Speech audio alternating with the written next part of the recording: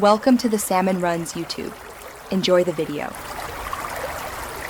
You start by verifying prerequisites, refresh limit techniques, and basic function behavior so you can compute values accurately. Once done, identify the exact continuity question at a point or over an interval and write the function form. Simplify algebraically first. Make sure to note piecewise boundaries and domain restrictions because they determine one-sided limits. This immediate focus saves time and prevents chasing irrelevant cases. From here, prepare to compute limits and plug in values step by step.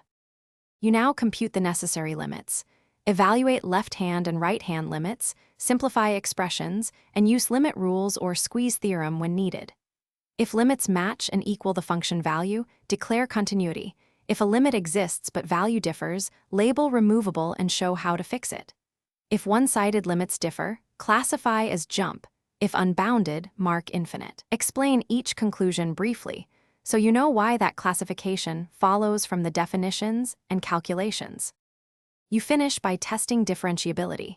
First, confirm continuity, because without it, differentiability fails. Next, compute the derivative using the limit definition or apply derivative rules and compare left and right derivative limits at the point. If they match and are finite, the function is differentiable. If not, identify the geometric cause, corner, cusp, or vertical tangent, and explain why that prevents differentiability. This pinpointed troubleshooting directs what to rework in your solution. Thanks for watching. Consider subscribing if we helped you.